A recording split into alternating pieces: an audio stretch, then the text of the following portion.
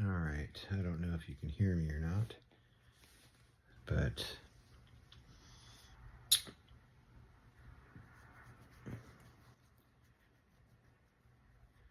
all right, this is the interview. I guess I feel like I'm. Would you like to read aloud, Rowan? Please start from the beginning. You've been into music since childhood. Do you remember which specific instrument or synthesizer started the Rowan story? Well, I do. I played flute, and it was not that I was macho, too girly, because I was the only guy out of 12 girls, and the teacher always would say, ladies, and she'd forget I was there. So, not to toot my own horn, but I got rid of the flute and switched to trumpet, and I immediately was first chair, because I knew how to blow. I knew how to blow my horn. And from there, I had trumpet music, and we had a piano at the house, and I figured out the notes on the piano from my trumpet sheet music. So that's sort of where I started playing piano, kind of. And then there was this Korg Poly 61 at the church that I went to as a kid. There's a lot of musicians that went to this church, a lot of them. And they had a recording studio that they let Mavis run. And I was Mavis's friend, so I was there too. So we recorded a lot of songs. And I bought this Poly 61 Korg off this guy. And that was my first keyboard. I wish I still had it. That thing was sick. And it was, and then from there, I used to bug Chris Coles because he went to the church. He had a drum set. I'm like, hey man, my parents are out of town. Why don't you bring your drum set over? And he did, and this other dude brought his guitar, and Mavis ended up coming and jamming. And so I had like a jam session. I didn't even really play. Everybody else did. And then we met COB at high school. And he barely played guitar. Barely. And Coles wanted to be in the talent show at Highland High School.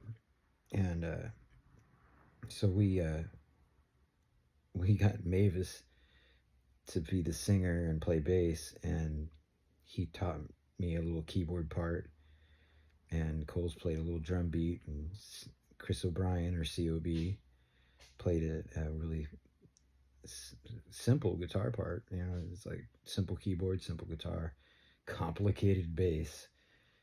And we wrote a song for the talent show. It's called Cold in the Morning.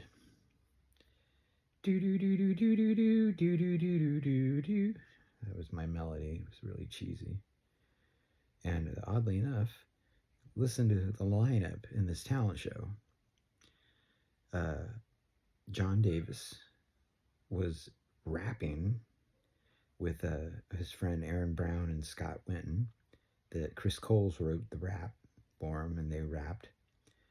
And then Fieldy, and I don't know who else was in it, Richard Morrill, which he was the original singer for the Korn guys in LAPD. They did a glam rock band, and they were the last band to close the whole show, and none of us won. Some this black dude who played jazz, he won, and he ended up going on to be like a Grammy-winning artist or something like that. There's so many people went to Highland that became like stars. It's pretty trippy. You know, you got people that work for King of the Hill and The Simpsons. Uh, you got several actors.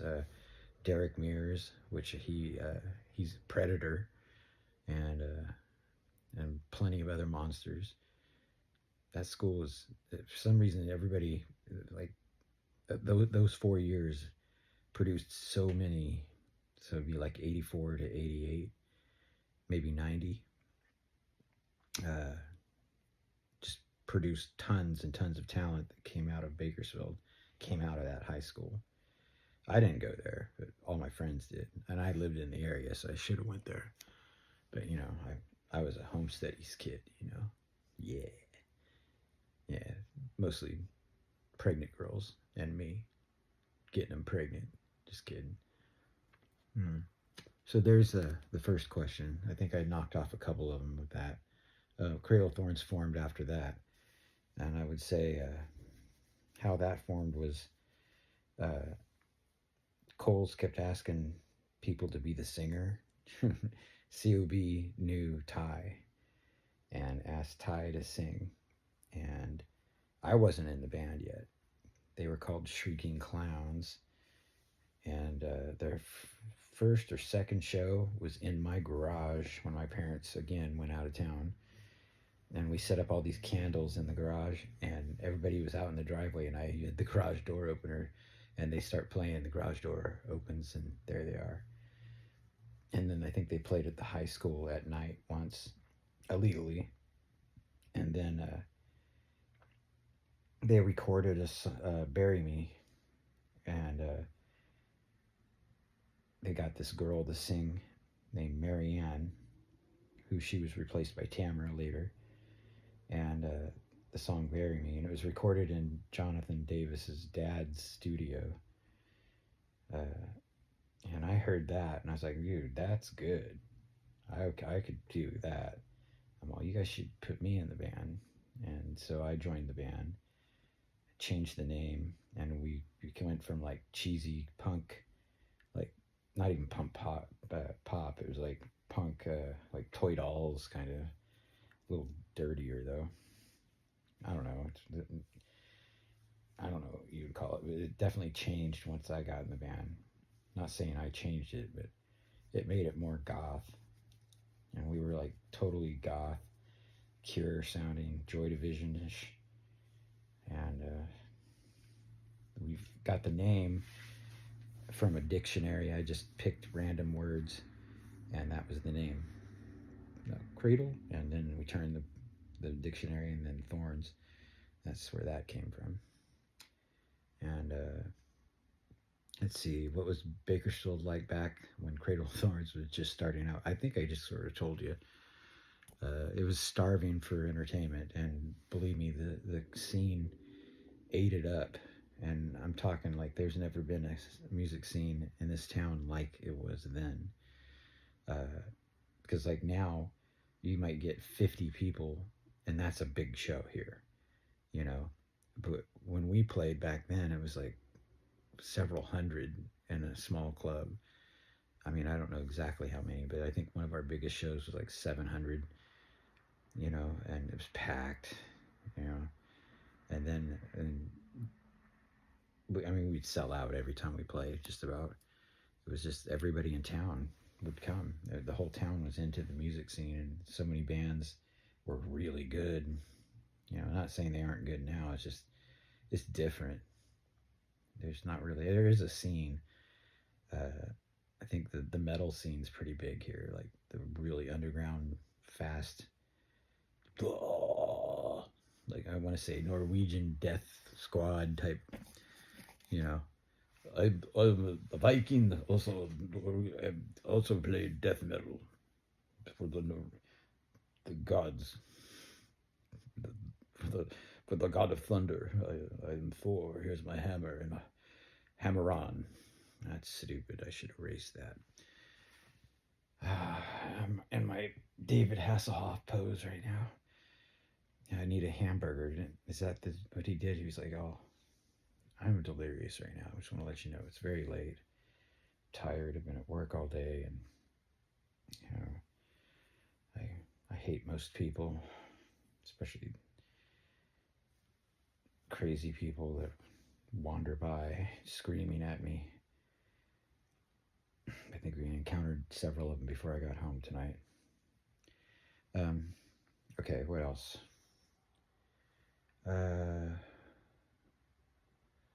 What do you think is so special about that place? How did so many legendary bands emerge from that small town? I don't know, man. I think I sort of mentioned it, but the reason I think I have no idea. I mean, what we always used to say is, "Oh, it's just because there's nothing else to do." That's not true, man. It was like music was at a certain spot. It was changing, evolving with new technologies and MTV, and it was changing, and everybody was wanting to go to concerts, and there wasn't like the internet or anything, so you went out to places, you discovered things. I mean, me and Coles, we would go almost every other day to buy new CDs, and we trade in our old ones to buy new ones. I mean, every week we'd buy one or two for sure, maybe 4 CDs. I got like 1,000 CDs at one point. You know, it's crazy. We'd buy albums just because of which label they were on. Found all kinds of new bands. I guess it's so much easier now, but it was more fun doing that. And I think the town was just ripe and ready. You know, bands were popping up everywhere. You know, and we believed we were good.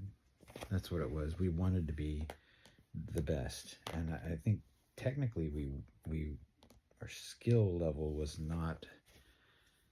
It was amateur, but we didn't know that.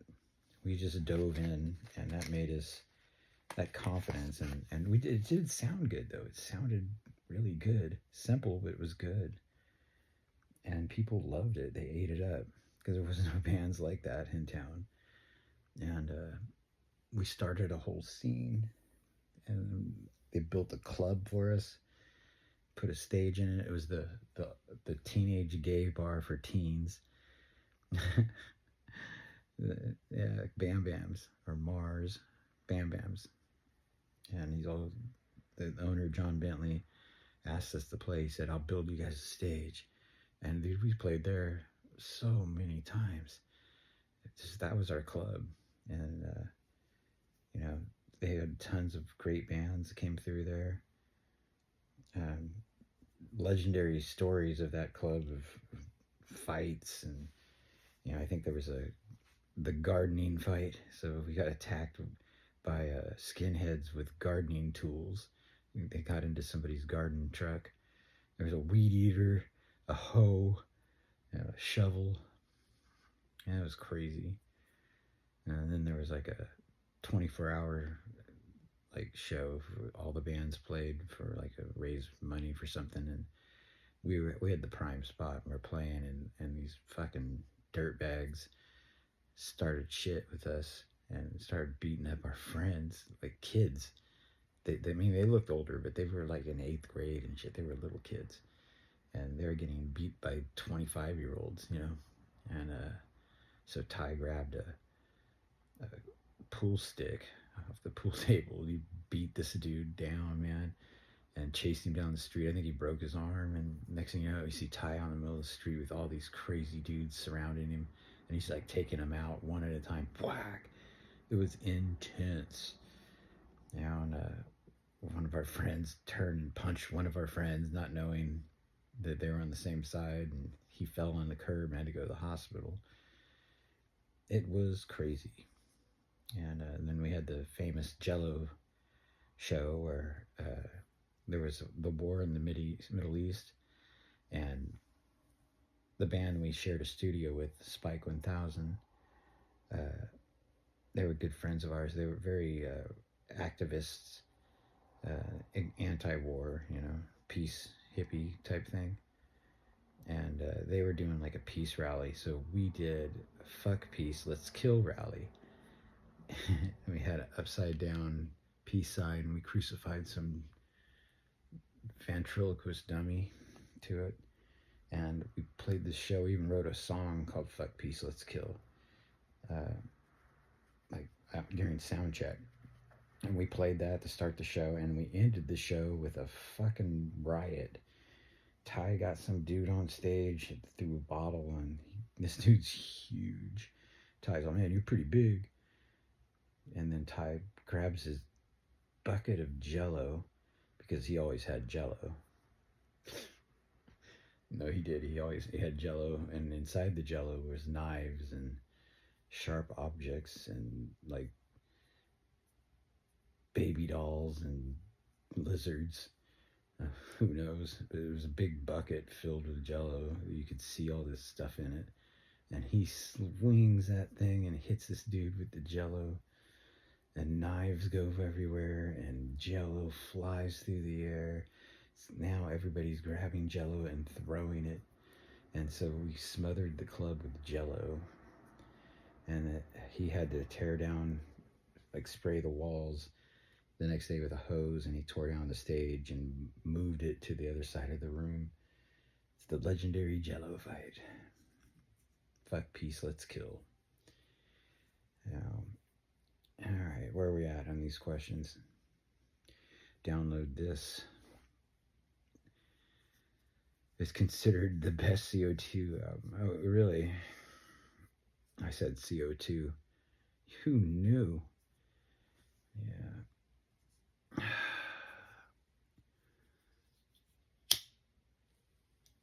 CO2. I didn't know that Download This was considered our best album. That's cool. Doesn't sound the best by any means.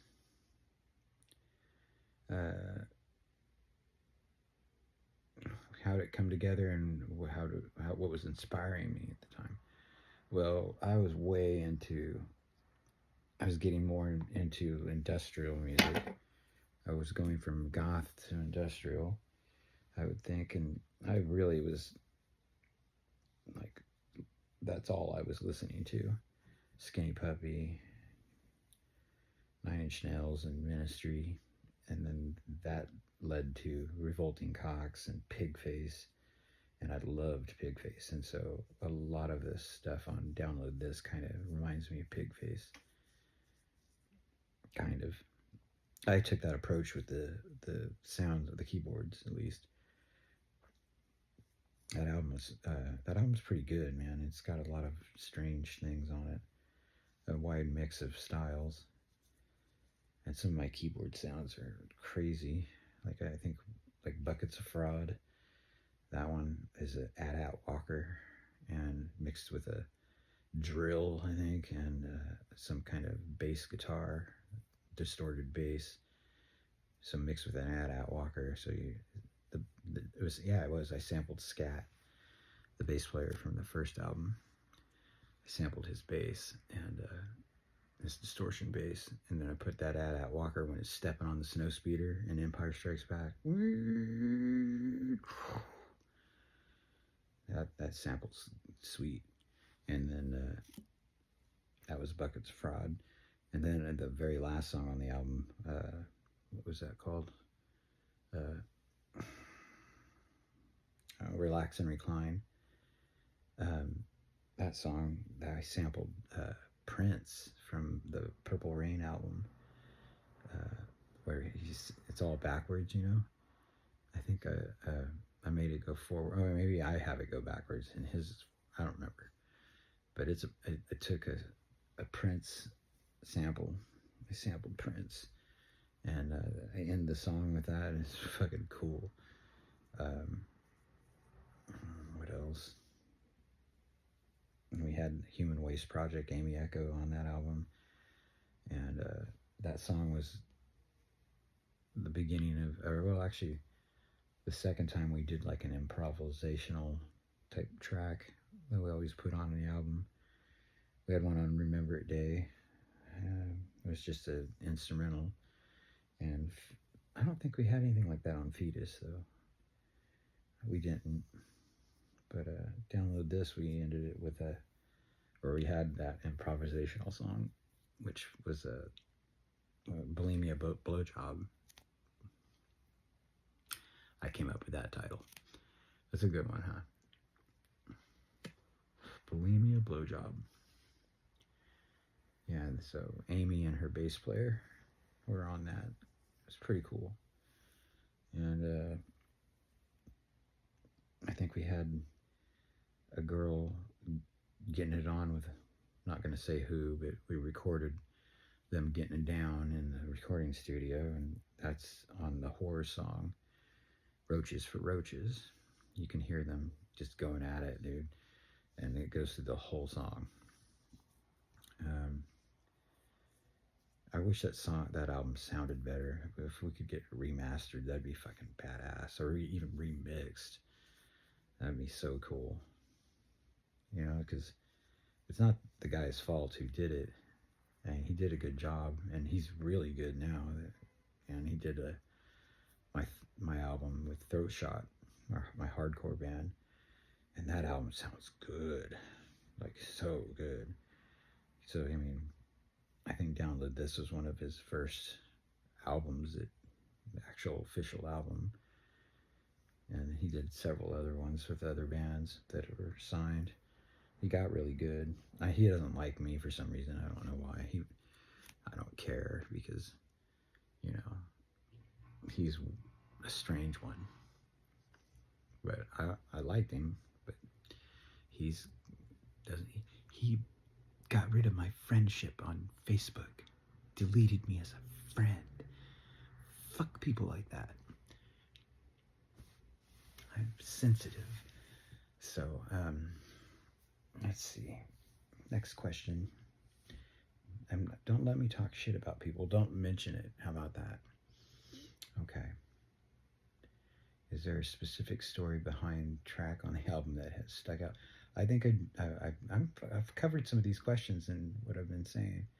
Just sort of going with the flow, you know? I answered this one too. All right. COT, Elementary, and Videodrone. How did the transition happen? Did someone just call you up and say, let's start a new project? No. We were Cradle of Thorns, and Mavis. We went to, I think, a corn show or something, and Mavis was hanging out at some party, and Fieldy was there, and he convinced Fieldy to produce us and sign us. That's what he did, and that's how that happened. And we were Cradle of Thorns the whole time until the last minute, and Fieldy held up in the studio, he holds up this magazine. It was Cradle of Filth, and he held that up and made fun of it, made fun of us, and convinced us we should change the name, which was the biggest mistake I think we ever did. That was the biggest mistake, and I was for it too, which is stupid. You know, you never should have changed the name. We would have outdone Cradle of Filth, trust me. They stood no chance. We would have been commercially established with 2 indie albums under our belt, come out with a major label album. It would have been the shit.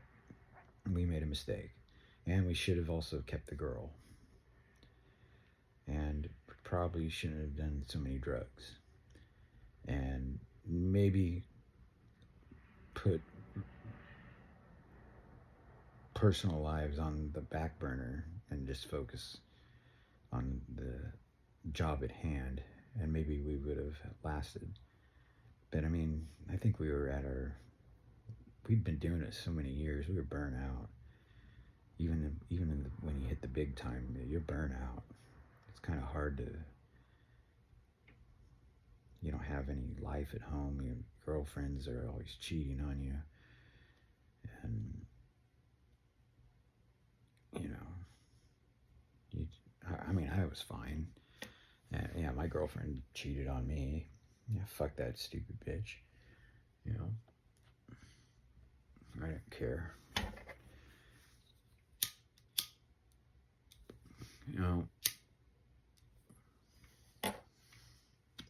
The Videodrone album should have been a lot bigger than it was. I mean, even it's still relevant today. I mean, that album holds up. It's a good album. It might not be as creative as the Download This or Fetus, or as dark. I think it's because we got better as musicians. We lost that, kind of lose that, is it innocence or just like naive? Like you don't know any better, so you do things that you don't expect. You don't follow all the rules. And I think we might have been a little overproduced. Maybe we were trying to do something different. That's the other problem we always had, and it's not a problem. It is a problem, but it's we were always ahead of everybody else. Like the trends, we'd be doing something that would get popular, and we'd stop doing it and start something else. So it's like when a style got popular, we already moved on to something else. Like we were not doing that anymore, which was foolish. We should have slowed down and stayed. We should have had some rapping on the fucking album. Ty should have rapped because like he's pretty good at it. And it's all about the lyrics anyways, and he writes fucking great lyrics. Here I am bitching about things. Now, the Videodrone album, I'm proud of that. It was a good album, and like I said, I think if these kids that are getting into that style of music, even though we're not in new metal, it's like a new metal, like all-star fucking album. All the guests on it, the biggest in that scene are on that album, and it's like people don't know it or something.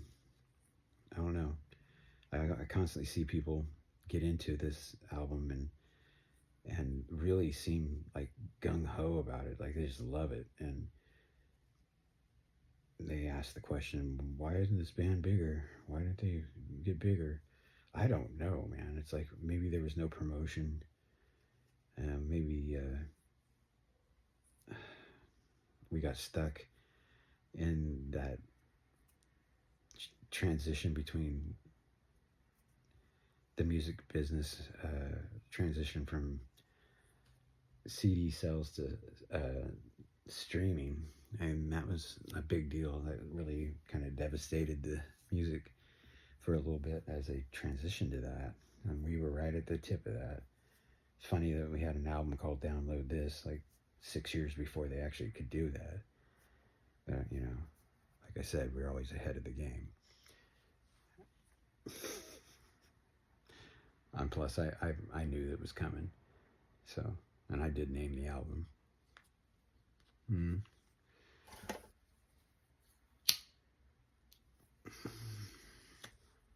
Let's see.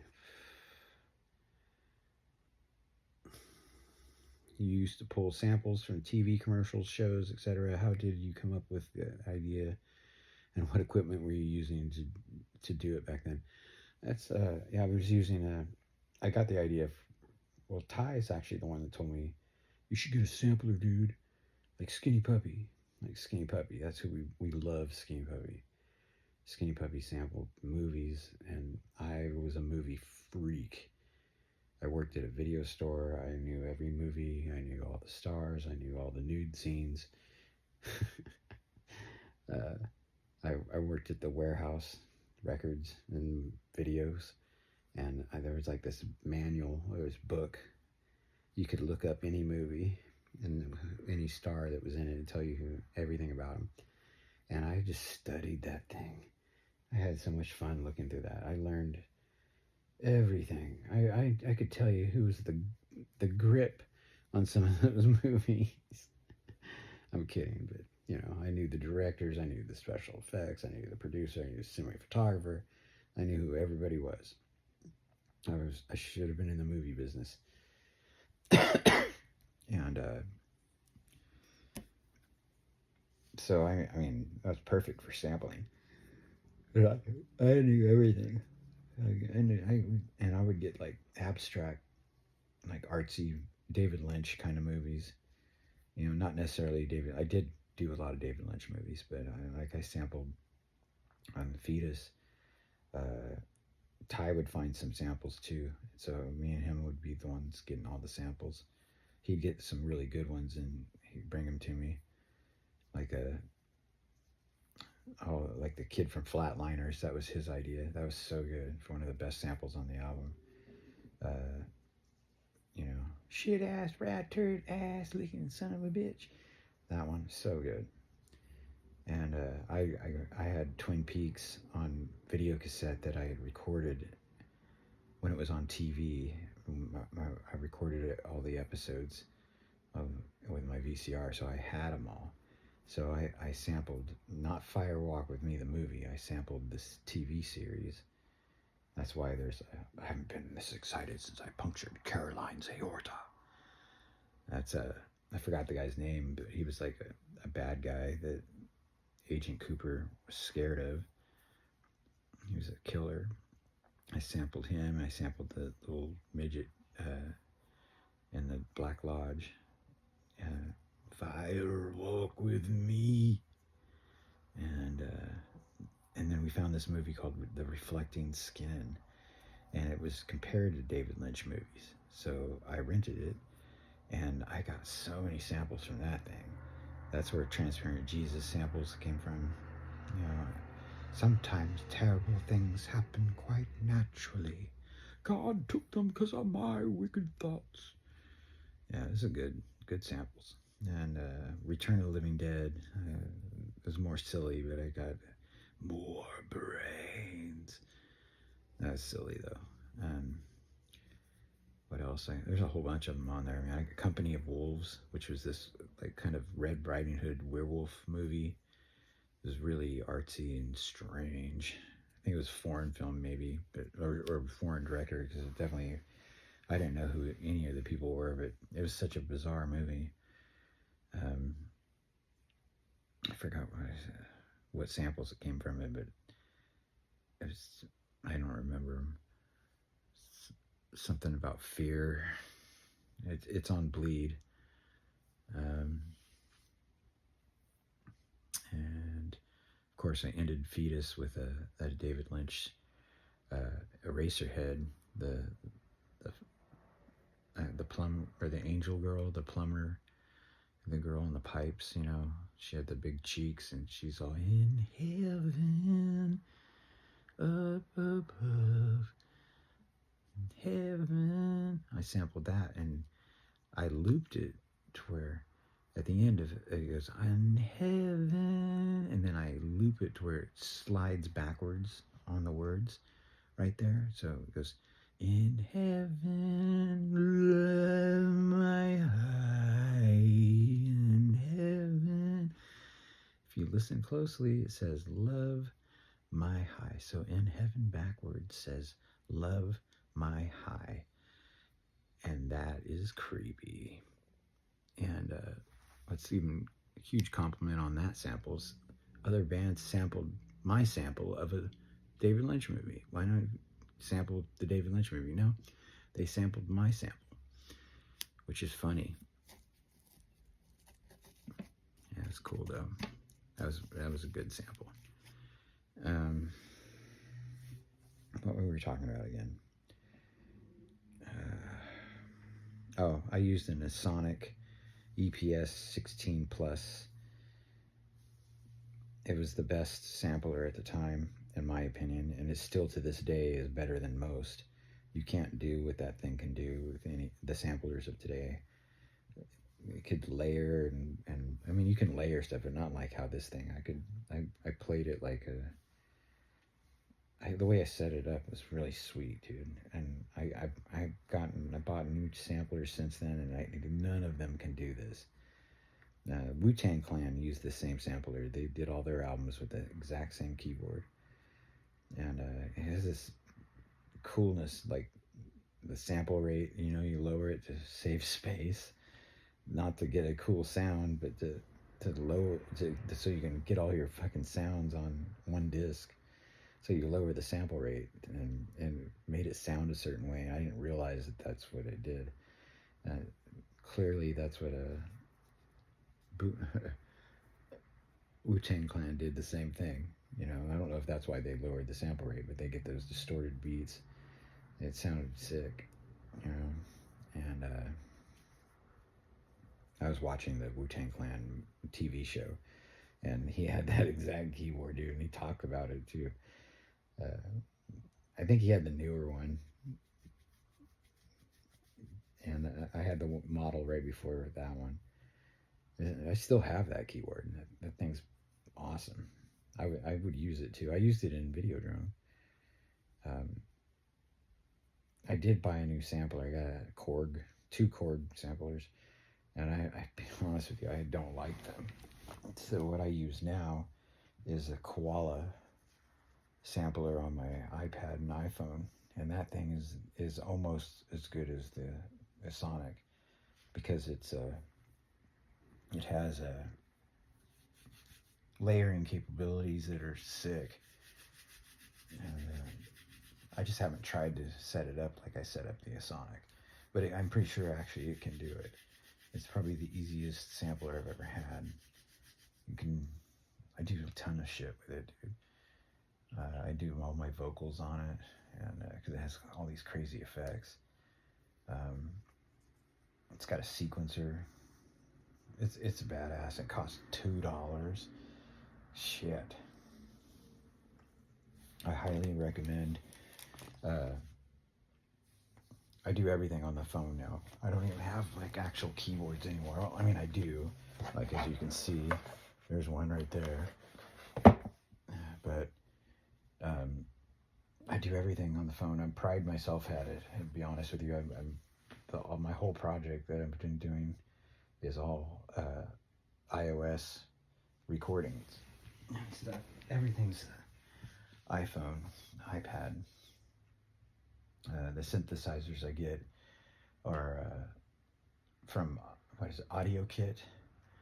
So AudioKit recreates like old equipment. Like, I've got everything from, I got a Nord keyboard. They call it a Nerd. It's literally the same thing. It's exactly the same keyboard, but it's on the phone. It sounds so good. And I got like a DX7 Yamaha, but they've recreated that, and it's badass. I got a 909 drum machine. It's recreated from the original 909. $2, only $2. AudioKit, that's what it's called, AudioKit. They make the coolest shit. I don't even buy the expensive keyboards on there. I use those. Those things sound awesome. I got to figure out how to play live with them next, but it's possible to do it. I just have to get the right rig. I'm working on it. Let's see. The Videodrone self-titled album had so many incredible guests. Yeah, I already talked about that. You and Orgy were the first signed to Elementary. What were the Orgy guys like?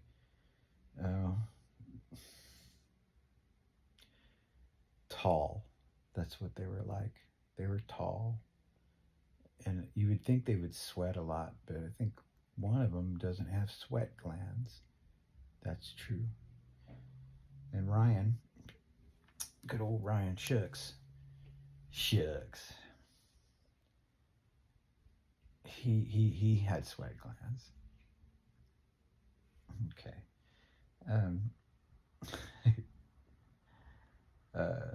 Yeah, they were cool for the most part. I like all those guys. I don't know about the new orgy. I mean, once you've been to one orgy, why blow it on another one? You know, I used to say, come to the orgy and catch VD. Videodrone. That was my slogan when we go on radios. And it's funny that we were COT caught, and then we were VD, so caught VD. It all works together. Ty Jonathan Down was your golden ticket, I guess. Could have been a better song. and the band's only music video. How was that song born, and what do you remember most about making it? I remember that wasn't the original video idea. I spent 2 nights up for 24 hours with a director we picked, and we wrote a fucking treatment, and it was awesome. And they turned it down and said it would cost too much, and got rid of that director, got Nathan, our friend, to direct it, and now we're just playing live in a room. Uh, Whatever. It was cool, I guess. The video idea was better. Trust me. I could direct that shit. They should have let me do it. I'm also very hands-on. I don't like to have other people. I want to do it. I want to do the artwork. I want to do the video. I mean, and people in the band should be contributing that as well if they're artistic in that way. Ty is very much so. So like me and Ty, we work good together. You know, and my project now, the Dinosaur Deus, is all video and animation and different camera stuff, and there's no rules to it. It's all art, and every song has a video and visuals, and I'll even use AI. The AI is fucking great, dude. Incorporating that into things has made it so much easier. You know, it's still my art. I drew it, and then I put it in the AI, and I enhance it, or I move it around, and I do different things with it. I don't completely rely on it. I do animate stuff on my own, but it takes so long. It's just quicker with the AI. And it's actually a lot better too. But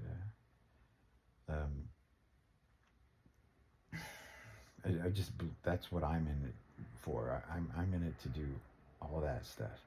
I don't want to just play music. I want to make movies, videos, and have visuals that are sick. That's actually like bands like Skinny Puppy or Tool. You know, it's what made me like them when I saw them. It's like, oh, dude, it's the visuals with the music. That's how I want to roll. You know, I wasn't even gonna play live with the dinosaur stuff. And at first when I started it, it was just me, but I drew these characters. I was kind of going for the Gorillas kind of vibe, where I'd have three characters, and since I can, my vocals are, I do different voices and I sing differently, and it could be three different people, you know, and that was my original plan. I wasn't going to tell anybody it was just me, and no, it's still, people don't know it's just me. I mean, Ty didn't even think I was singing. He thought I sampled all that, but I was like, well, I guess he forgot I can sing. You know, I'm not the best, but I can do it.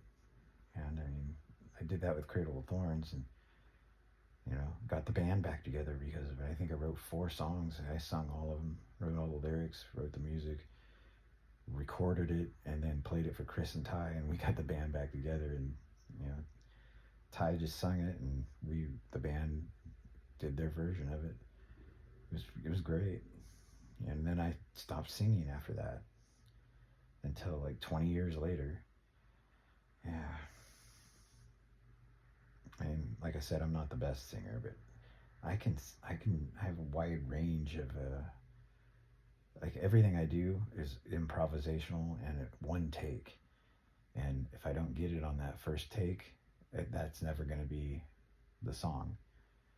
I find the best thing I recorded and I put it on the song.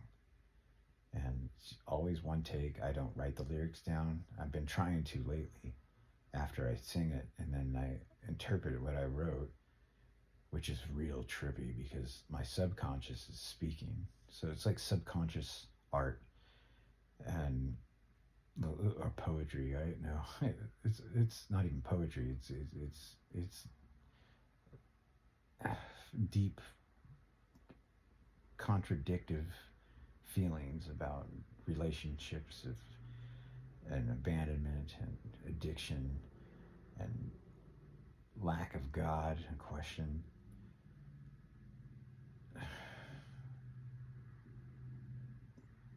Every song is a contradiction in some way or another. It's a complete struggle eternally, clearly. Uh, but I kind of like that contradiction. And the lyrics are actually pretty good, which I don't, like I said, I don't write things down. But when I try to write them down after I've sung them, I surprise myself. It's like I didn't. It's like I said, it's my subconscious. My subconscious is speaking. My soul is speaking, if it even exists anymore.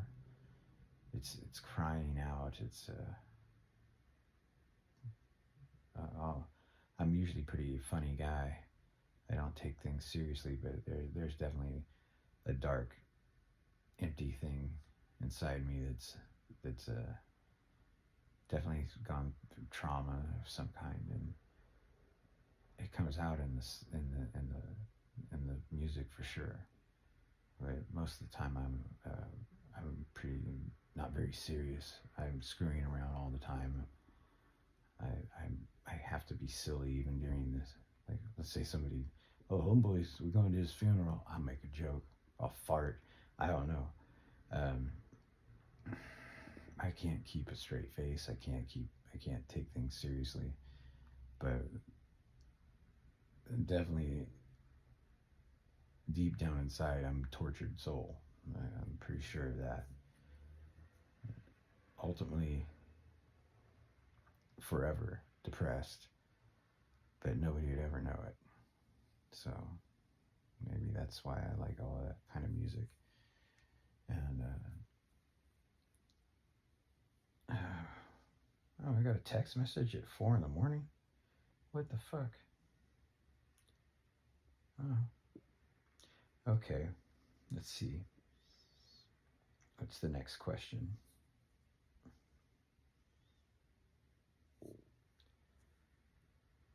Wow, this guy just got my album. My album just came out, by the way. I put out an album. Um, let's see what is said here.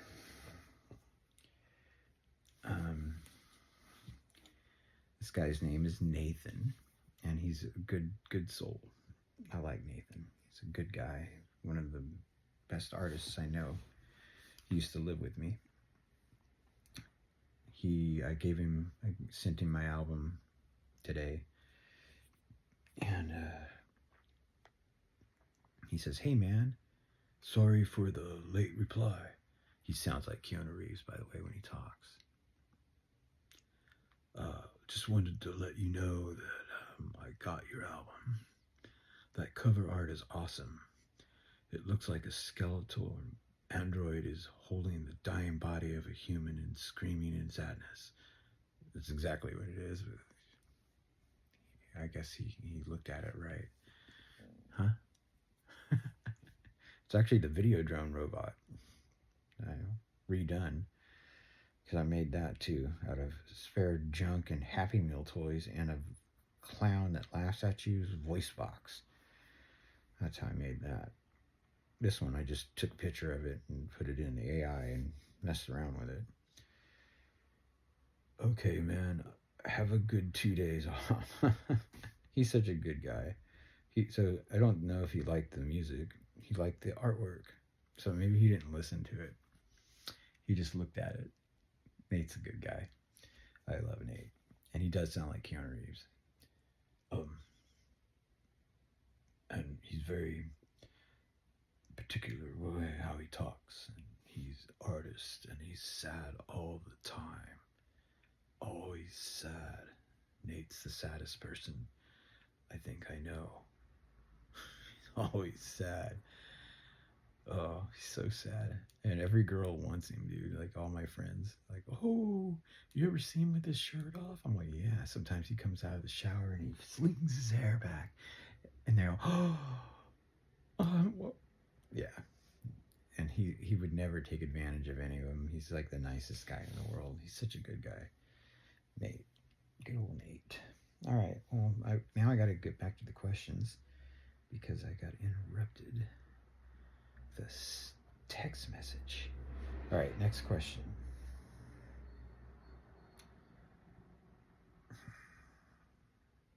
There were talks about a new album at one point. Are there any unreleased tracks or demos sitting around? There is. There's some. They're out there. I don't even have them. Ty has them. I'm gonna get them and make a video.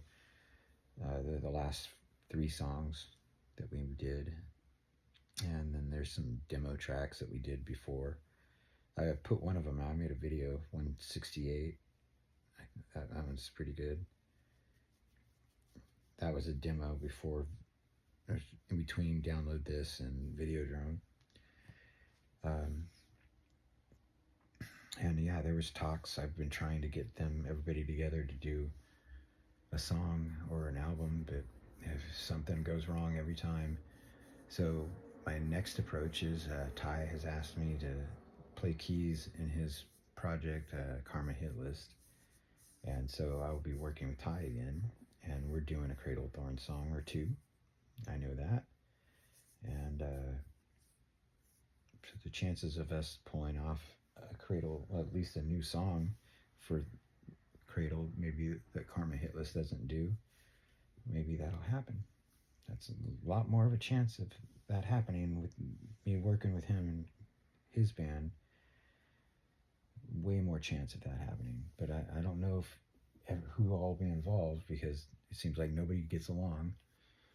And I don't even know why. I don't know why. They should just get along, hug each other, have a tickle time. If people spent more time tickling instead of arguing, I'll just leave it at that. Okay. I think we're done. Yeah? I got personal questions. Ooh, personal questions. Let's see. You mentioned getting nervous before shows. Yeah, I used to throw up. How did you overcome that? I haven't. I don't even know why I got nervous. I love getting up in front of people and being. I absorb the energy, and I instantly become. I need the energy. I got jokes. I have interpretive dance. No, I have. I mean, I get funnier when I have a crowd, and especially if there's lots of like pretty ladies. No, I did get nervous. I mean, I don't know why. I would just throw up, just blah, and then I just keep going. A couple times I did it right on stage as we were playing, and our roadie Don, he's all, oh, hey bro, he's all, what was all that water that I had to use the towel to mop up? That was throw up, dude. I just puked, dude. You got it on you. Yeah, he got it all over him. A couple times I threw up on my jacket, on my shoulder, like that, and I'm like talking to these girls backstage, and there's all this throw up on my jacket. Didn't even know. Yeah, that's some style right there. Class. Yeah, I never overcome that. I still get nervous, I think. I think it's like a good nervous, though. It gets me hyper aware, and I'm ready, I think.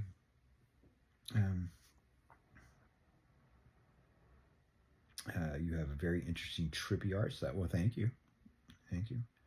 Are you still actively drawing and designing? Yes, I am. The whole Dinosaur Deus is all my art. Some of it's even from 30 years ago. And like my tattoos, my art. Like this guy right here, if you can see him. Let's see. He's called Light Boy. He's got like a cone head. Yeah, that guy. I've been drawing that character since I was like teenager, and I've animated him. I've made stop motion dolls out of him. I'm doing 3D prints right as I speak. I'm about ready to start doing that, which I'm going to make merchandise with that. I'm going to have some cool Cradle of Thorns stuff, and the dinosaur stuff, of course, and maybe some Karma Hit List stuff if they want me to do it. I don't know if I'm going to be doing much art for them because they got this guy Bobby who does a lot of stuff. He's pretty good. He's a tattoo artist here in town. But so their whole vibe artistically would be way different than what if I was to do it. That's fine. I can't do everything. But thank you about the trippy art compliment. I'm not the best, but you know what? I never said I was. It's better to be familiar and okay at a whole bunch of stuff than to be good at just one thing. So like I can do anything. And the way it stands out is I've maybe have a creative twist, something I came at a different angle, thought out of the box. You know, maybe I just never even had a box. You know, and I mean that's how I won art shows and the science fair. I won the science fair once. In all of Bakersfield, I beat all the schools, and it helped me pass my class because I had like an F in science because I didn't do any of the work. And the teachers, oh, if you do this special assignment, you know, it could get you a passing grade. Okay, well, I ended up getting first place. I won a bunch of money. I didn't even go to the event. She just took my project there, and I beat everybody in Bakersfield, like all the schools. And she gave me a passing grade in biology. Pretty funny. I mean, it wasn't even a science. It was like design more than anything. I designed I forgot what they're called, but I just did it cool. A way to move something and trigger things, kind of like the domino effect or mousetrap game, where you make the ball move and it sets off things. And yet you were allowed to use. Who cares? You don't care about that. You know, it was just a creative way of doing it. I thought out of the box and did something that nobody else did in that design, and it worked really well, and got first place. And yeah, so still, you know, I still didn't learn anything in science. I learned more from television than I did at school. I hated school. School was stupid. I didn't learn one damn thing. You know, that's probably because my mom's a teacher and I learned everything before I ever went to school. Yeah.